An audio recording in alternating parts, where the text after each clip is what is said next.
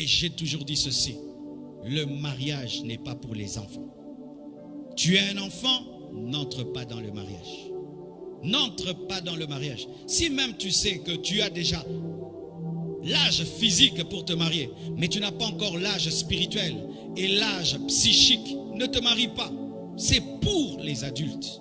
Si tu n'es pas adulte, n'entre pas dans le mariage. Même si tes parents te disent Moinokoli et tout, n'entre pas. Si tu n'as pas de sens de responsabilité, si tu n'as pas la sagesse de la vie, parce que certains, ils ont la sagesse de l'école, ils sont forts en mathématiques, en chimie, mais quand il s'agit de la vie, tu sens que c'est un enfant. Il n'a aucune sagesse pour ce qui est des choses de cette terre, mais il est intelligent, mais pour les choses de la vie, il n'a aucune sagesse. Ne te marie pas. Attends d'abord avoir la sagesse. Sinon, tu détruiras toi-même ton couple. Tu détruiras ton couple.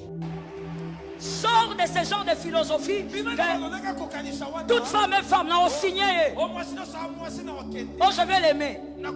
Mon frère, tu es une petite casserole. Le couvercle que tu cherches est trop gros pour toi.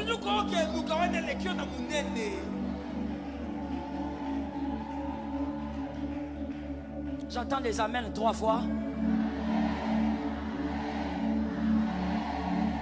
Tu sais, moi Dieu m'a fait grâce, hein? Et j'avais dit que mes filles, si vous êtes ma fille en tout cas, ayez la même grâce au nom de Jésus. Moi Dieu m'a fait grâce, je n'ai pas amené 3, 4, 5, 2 fiancés à la maison. J'ai amené un coup, une flamme. Moi j'ai pas fait des navettes. Hein, des navettes, oh non, pas lui. Oh le court là, le long là. Mais il y a des hommes qui m'ont dragué avant que je me marie. Des hommes.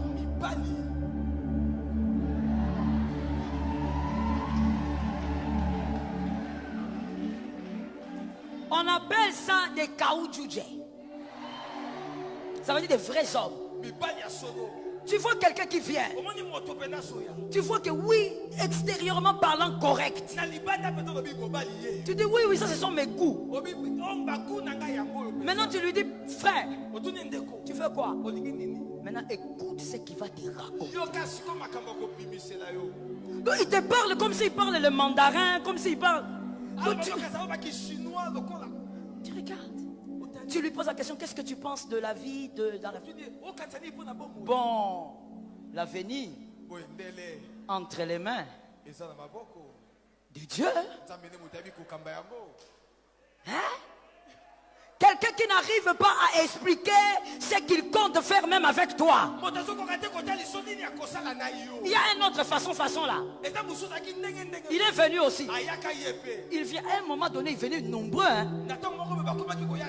C'était des attaques, on dirait. Il est venu. Il me dit, il faut que je te parle. Après le culte. Moi, j'ai dirigé. Après le culte, j'avais réunion avec les choristes, avec aussi les départements des filles que j'ai dirigés. Alors après ça, j'ai duré même un peu dans les départements là pour qu'ils partent. Mais il était là très zélé. Je termine. Et puis je lui dis, oui, vous avez quelque chose à me dire? Oui, oui. Moi, toi, enfant. Ah! Hein? Moi, toi. Répète ça encore. Toi, moi, enfant. Je lui dis. Tu as dit quoi? Bon. Il y a trop de choses à dire. J'ai regardé seulement les ciels. J'ai dit merci Seigneur de me délivrer de cet homme façon. Ça veut dire quelqu'un qui est là mais qui est incapable même d'expliquer ce qu'il veut faire de toi. Lui quand il te voit, il voit une machine à reproduction pour enfants. Ah. Et même je vais te dire quelque chose, hein. J'avais dit que les enfants sortent, non? Même quand il parle là, il est en train de te regarder. Comme si tu étais une viande hachée. Ce n'est pas possible. Un autre est venu. Oh, moi, quand je suis au culte, quand tu es en train de diriger la musique, moi, je ne peux pas adorer. Hey, tu es un obsédé sexuel. Tu es dangereux. Vous voyez que bien aimé, je peux aller d'exemple en exemple. Toute femme n'est pas pour tout homme. Chaque homme a sa femme. Chaque femme a son homme. Je dis que je vais un peu, hein. Celui qui est blessé, en tout cas, qu'il prenne le baume, le Saint-Esprit va te guérir. Tu iras et partout dire tes problèmes. Tu te chamailles avec ta femme, tu vas dire. Tu te chamailles avec ton mari, tu vas dire. Pour un petit problème, tu vas voir maman. Pour un petit problème, tu vas voir papa. Pour un petit problème, et tout le problème de votre couple est connu partout et vous êtes détruits. La foi. Marc 9, verset 23, la Bible dit, Jésus lui dit, si tu peux, tout est possible à celui qui croit. Tout est possible à celui qui croit. Qui croit quoi? Qui croit qu'il est impossible, plutôt qu'il est possible d'aimer sa femme jusqu'au bout, d'aimer son mari jusqu'au bout. Qui le croit? Moi je le crois. Alléluia. Je crois. Si tu crois. La foi est importante lorsqu'on se marie. Si quand tu te maries, tu dis, ah, moi aussi je finirai par divorcer. Mais Toba la rare. Tu vas divorcer. Mais quand tu te maries, tu dis, je ne divorcerai jamais. Même s'il y a des divorcés autour de moi, je ne divorcerai jamais. Même si autour de moi les gens tombent, moi je ne vais jamais tomber. Lorsque je venais de commencer le ministère, je déclarais de telles choses. Et les gens me disaient, Marcelo, tu parles trop, fais très attention, hein, ces péchés-là, on ne joue pas avec. Hein. Comme si ce péché-là avait échappé à la croix. Il y a des femmes qui aiment quand elles causent avec son mari. Il parle des chikwang, il parle des mbika, il parle du riz. C'est leur causerie. Quand ils sont ensemble, ils se sentent très bien. Une femme comme ça, tu ne peux pas la mener vivre avec un homme qui, quand il cause, il est en train de lui dire, tu sais, un jour on ira en Mississippi. Elle-même elle regarde. Mississippi.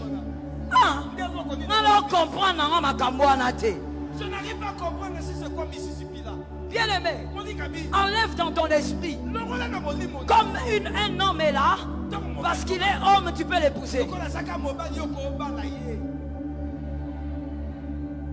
Voilà pourquoi des fois j'ai pitié des femmes qui envient les hommes mariés. Tu ne sais pas ce que tu envies. Tu es en train d'envier quelqu'un qui a déjà été façonné.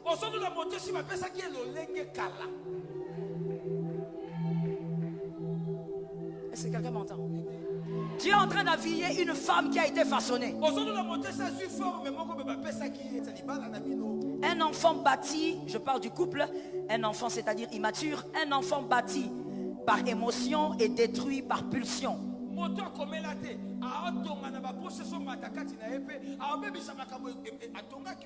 Je veux me marier. Tout le monde se marie. Moi aussi je veux qu'un homme s'agenouille devant moi. Il est immature, elle est immature, elle va bâtir par émotion. Mais elle va aussi détruire par pulsion. Mais le mature bâtit par vision. Conserve ce qu'il bâtit par détermination. Il s'est marié, il est déterminé à réussir. Ça tombe sur toi au nom de Jésus. Tu te maries, sois déterminé à réussir. J'étais en train de dire à une dame qui est, bon, elle est devenue ma fille, elle vit en Allemagne. Je lui ai dit, quand tu es dans ton foyer, ne pense pas seulement être en bon terme avec ton mari. Mais décide-toi de bâtir un chef-d'œuvre. Que ton foyer soit un chef-d'œuvre. Sois déterminé de réussir quand tu mets l'alliance au doigt. Celui qui a dit Amen a reçu la double portion. Sois déterminé de réussir. En tant qu'homme ou femme, tu as la maturité, tu associes le Saint-Esprit, la prière, le jeûne, tu es déterminé à réussir. Tu dis au diable, je me suis marié, tu ne m'amèneras jamais à divorcer, tu ne détruiras pas Ephraïm et Manassé, parce que je suis déterminé. Ça tombe sur toi au nom de Jésus. Que quelqu'un dise, je suis déterminé. Non, tu ne parles pas comme un homme déterminé, dis, je suis déterminé. Tu dois être déterminé à réussir avec cette femme-là.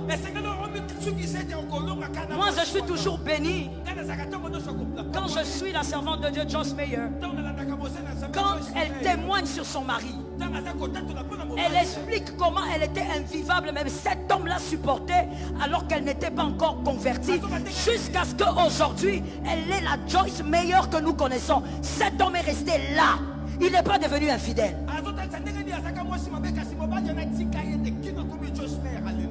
Si cet homme n'était pas là, la vérité est que elle ne serait pas la femme que nous connaissons aujourd'hui. Il faut un homme qui a... Oh my God, je ne sais même pas comment le dire. Il faut un homme qui a la capacité de supporter certaines femmes. Est-ce que quelqu'un m'entend bien? Il y a des femmes qui ressemblent à des œufs. Tout autour c'est tout blanc. Mais à l'intérieur il y a deux couleurs. Maintenant il faut un homme qui sera capable de savoir comment bien casser pour ne pas disperser. Si Dieu te donne une Joyce Meyer qui n'était pas Joyce Meyer quand elle s'est mariée, elle était la rebelle des fois même qui fuguait. Va suivre le témoignage, il est partout.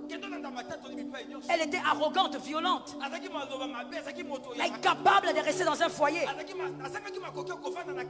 Est-ce que toi tu aurais supporté cette femme sans aller vers Agar?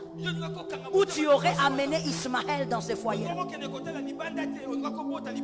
Est-ce que tu n'aurais pas dit à Dieu, Seigneur, cette femme ici va tuer ma chrétienté? Voilà pourquoi je me rejoins encore pour te dire ce que j'avais dit. Dieu ne donne pas toute femme à tout homme.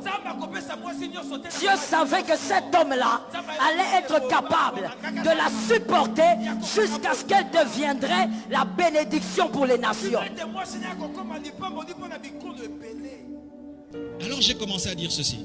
Si quelqu'un dit, depuis que je suis chrétien, je ne tombe pas malade, tout le monde est d'accord. Si quelqu'un dit, depuis que je suis chrétien, je ne manque pas d'argent, tout le monde est d'accord. Mais si quelqu'un dit, depuis que je suis chrétien, je ne tombe pas dans l'impudicité, on dit menteur. Si quelqu'un dit, tant que je vivrai, le diable ne me vaincra jamais, tout le monde dit amen. Mais si quelqu'un dit, je me suis marié, je ne tromperai jamais ma femme, fais attention. C'est comme si ce péché-là vainquait la croix. Je crois que même le divorce était vaincu. C'est ça ma foi. C'est ça ma foi. Alléluia. Comment se fait-il que certaines personnes même qui sont païennes, une femme, on l'a éduquée tellement bien, pas par la parole, une bonne éducation, et elle ne divorce jamais. Mais des gens qui ont la parole de Dieu, mais qui ne croient pas en cela. Comment l'éducation peut être plus efficace que la parole? Alléluia. Comment l'éducation peut être plus efficace que la parole? Dans certains villages, il y a des femmes qui ne divorcent jamais, des hommes qui vieillissent avec leurs femmes. Mais il y a des problèmes. Rien que l'éducation, la culture, ils n'ont pas cette culture. Mais comment nous, qui avons la parole de Dieu, pour un petit problème, on se sépare, on va se séparer, on va se divorcer. Un chrétien qui dit facilement séparation, divorce, n'a pas la foi.